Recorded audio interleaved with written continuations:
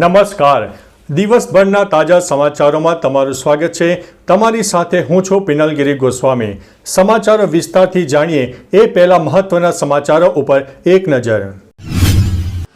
નમસ્કાર મિત્રો, અત્યારના સૌથી મોટા અને અગત્યના સમાચારમાં વાત કરીશું. અમેરિકાએ ઈરાનના એટમી ઠેકાણાઓને ઉડાવ્યા છે. ઈરાન ઇઝરાયલ વચ્ચેના યુદ્ધ વચ્ચે અમેરિકાએ ઈરાનમાં 3 પરમાણુ સ્થળો પર હુમલો કર્યો હોય તેવી ઘટના પ્રકાશમાં આવી છે. આ હુમલો ભારતીય સમય મુજબ રવિવારે 4:30 વાગ્યે થયો હતો. આ દરમિયાન તેમણે કહ્યું છે કે ઈરાનના મહત્વપૂર્ણ પરમાણુ સ્થળો ઓબ્લિટેરેટ એટલે કે સંપૂર્ણપણે નાશ પામી ગયા છે. બોમ્બનું આખું કન્સાઇનમેન્ટ ફોર્ડો ઉપર છોડી દેવામાં આવ્યું હતું. મિત્રો, અન્ય મહત્વના સમાચારની વાત કરીએ તો એર ઇન્ડિયાનો મોટો નિર્ણય, ફ્લાઇટ્સની સંખ્યામાં ઘટાડો. રવિવારે એર ઇન્ડિયાએ જણાવ્યું હતું કે 18 રૂટ પર નેરો બોડી એરક્રાફ્ટ દ્વારા સંચાલિત 118 સાપ્તાહિક ફ્લાઇટ અસ્થાયી રૂપે ઘટાડાશે અને 3 રૂટ પર સેવાઓ સ્થગિત કરાશે. ટાટા ગ્રુપની માલિકીની એરલાઇન્સે થોડા દિવસો પહેલા કહ્યું હતું કે વાઇડ બોડી એરક્રાફ્ટ દ્વારા સંચાલિત તેની આંતરરાષ્ટ્રીય ફ્લાઇટ્સમાં અસ્થાયી રૂપે 15% ઘટાડો કરશે. મિત્રો, અન્ય મહત્વના સમાચારની વાત કરીએ તો ઈરાની સંસદે હોર્મુઝ સ્ટ્રેટ બંધ કરવાના પ્રસ્તાવને મંજૂરી આપી છે. ઈરાની સંસદે હોર્મુઝ સ્ટ્રેટ બંધ કરવાના પ્રસ્તાવને મંજૂરી આપી છે.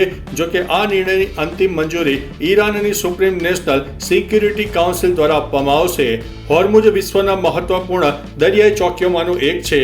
તે ઓમાન, ઈરાન, પાકિસ્તાન અને UAE વચ્ચે છે. તે અરબી સમુદ્રને પર્શિયન ગલ્ફ સાથે જોડે છે. વિશ્વનો 20% તેલ હોર્મુઝમાંથી પસાર થાય છે. મિત્રો, અન્ય મહત્વના સમાચારની વાત કરીએ તો ONGCના અધિકારી ડિજિટલ એરેસ્ટ. અમદાવાદમાં રહેતી અને ONGCમાં સિનિયર આસિસ્ટન્ટ તરીકે નોકરી કરતી મહિલા ડિજિટલ એરેસ્ટનો ભોગ બની છે.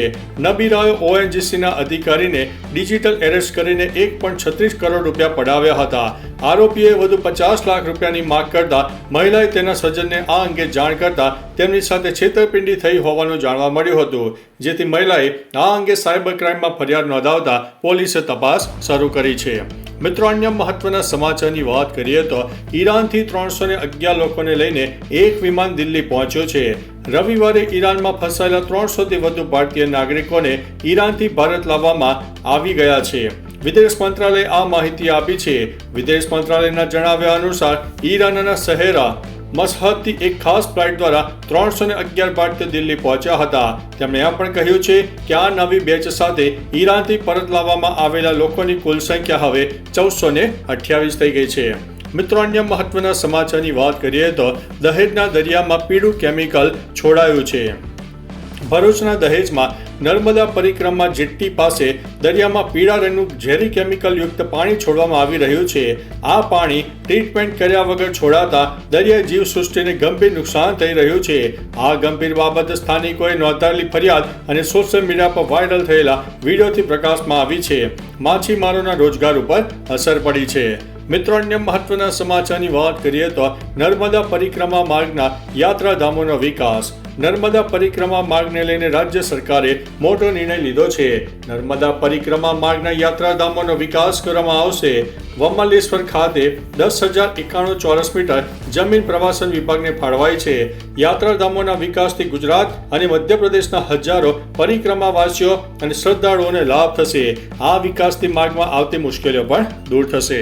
મિત્રો, અન્ય મહત્વના સમાચારની વાત કરીએ તો તેલ, ચા અને ચોખા બધું જ મોંઘું થશે. ઈરાન અને ઇઝરાયલ વચ્ચે ભારતીયો માટે માઠા સમાચાર સામે આવ્યા છે.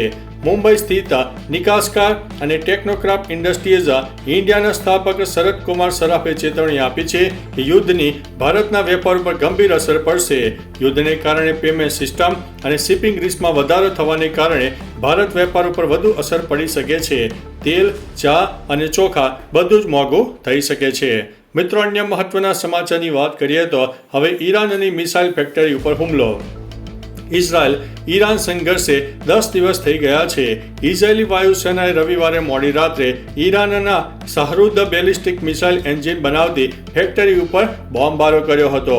આ સ્થળ ઇઝરાયલથી લગભગ 2000 કિલોમીટર દૂર છે. આ હુમલામાં એન્જિન બનાવતી ઘણી મશીનરી અને જરૂરી સાધનો નાશ પામ્યા છે. આ ઉપરાંત ઇઝરાયલે તહેરાન, કરમાનશા અને હમાદાનમાં પણ હવાઈ હુમલા કર્યા હતા. મિત્રો, અન્ય મહત્વના સમાચારની વાત કરીએ તો યુએનએસસીએ તાત્કાલિક બેઠક બોલાવી. ઈરાન અને ઇઝરાયલ યુદ્ધમાં અમેરિકાની એન્ટ્રી બાદ યુએનએસસીએ કટોકટી બેઠક યોજી છે, જેમાં યુએન મહાસચિવે કહ્યું છે કે અમેરિકાએ ઈરાની પરમાણુ સુવિધાઓ પર બોમ્બમારો કર્યો છે, જે તે દેશમાં ખતરનાક વળાંકનો સંકેત આપે છે. તે પહેલાથી જ અશાંતિનો સામનો કરી રહ્યો છે. આપણે લડાઈ બંધ કરવા અને ઈરાનના પરમાણુ કાર્યક્રમ પર ગંભીર અને સતત વાટાઘાટો તરફ પાછા ફરવા માટે તાત્કાલિક અને નિર્ણાયક રીતે કાર્ય કરવું જોઈએ. મિત્રો, અન્ય મહત્વના સમાચારની વાત કરીએ તો રાજ્યમાં ગઈકાલે પૂરક પરીક્ષાનું આયોજન શરૂ થઈ ગયું છે. આ વર્ષે લેવામાં આવેલી ધોરણ 10 અને 12ની બોર્ડની પરીક્ષામાં જે વિદ્યાર્થીઓ નાપાસ થયા હોય તેમજ જે વિદ્યાર્થીઓને ફરીથી પરીક્ષા આપવી હોય તેના માટે પૂરક પરીક્ષાનું આયોજન હતું, જેમાં 1.95 લાખ વિદ્યાર્થીઓએ પરીક્ષા આપી રહ્યા છે.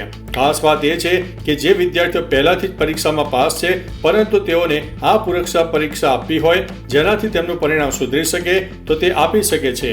નોંધનીય છે કે 1 અથવા તો 2 વિષયમાં નાપાસ થનાર વિદ્યાર્થીઓ જ પૂરક પરીક્ષા આપી શકે છે. મિત્રો, અન્ય મહત્વના સમાચારની વાત કરીએ તો અમેરિકા યુદ્ધમાં ઝંપલાવતા ન્યૂયોર્કમાં વિરોધ પ્રદર્શન. અમેરિકાએ ઈરાન અને ઇઝરાયલ યુદ્ધમાં ઝંપલાવ્યું છે. ઈરાન પર અમેરિકાના હુમલા સામે ન્યૂયોર્ક શહેરમાં લોકોએ વિરોધ પ્રદર્શન કર્યું છે. લોકો હાથમાં પોસ્ટરો લઈને રસ્તા પર ઉતરી આવ્યા હતા અને યુદ્ધ વિરામની માંગણી સાથે શાંતિની અપીલ કરી હતી. તમને જણાવી દઈએ કે ઈરાનના પરમાણુ સેન્ટર ઉપર હવાઈ હુમલા બાદ ન્યૂયોર્ક સહિત અમેરિકાના ઘણા મોટા શહેરો પર હાઈ એલર્ટ ઉપર છે. મિત્રો, અન્ય મહત્વના સમાચારની વાત કરીએ તો ટ્રમ્પે ઈરાનમાં સત્તા પરિવર્તનનો સંકેત આપ્યો છે. સોમવારે યુએસ પ્રમુખ ડોનાલ્ડ ટ્રમ્પે ઈરાનમાં સત્તા પરિવર્તન પર ટિપ્પણી કરી હતી. ટ્રમ્પે લખ્યું છે કે સત્તા પરિવર્તન કહેવું રાજકીય રીતે યોગ્ય માનવામાં નથી આવતું, પરંતુ જો વર્તમાન ઈરાની સરકાર ઈરાનને ફરીથી મહાન બનાવવામાં સક્ષમ નથી તો પછી સત્તા પરિવર્તન કેમ ન થવું જોઈએ? ઈરાનને ફરીથી મહાન બનાવો. મિત્રો, અન્ય મહત્વના સમાચારની વાત કરીએ તો અમેરિકાએ તેના નાગરિકો માટે વર્લ્ડ વાઇડ એલર્ટ જારી કર્યું છે. અમેરિકાએ વિશ્વભરના તેના નાગરિકો માટે વર્લ્ડ વાઇડ એલર્ટ જારી કર્યું છે. યુએસ સ્ટેટ ડિપાર્ટમેન્ટે જણાવ્યું છે કે સમગ્ર વિશ્વમાં અમેરિકન નાગરિકો અને તેમના હિતો સામે વિરોધ પ્રદર્શન થઈ શકે છે. આવી સ્થિતિમાં બધા અમેરિકન નાગરિકોને સતર્ક રહેવાની સલાહ આપવામાં આવી છે. પ્રવાસનું આયોજન કરતી વખતે અમેરિકાની ટ્રાવેલ્સ એડવાઇઝરી અને દેશ સંબંધિત માહિતી અને સુરક્ષા ચેતવણીઓ ચોક્કસપણે વાંચો. તો ચાલો મિત્રો, ફરીથી દેશ અને દુનિયાના સુપરફાસ્ટ સમાચાર લઈને મળતા રહીશું. ત્યાં સુધી અમને રજા આપશો. નમસ્તે.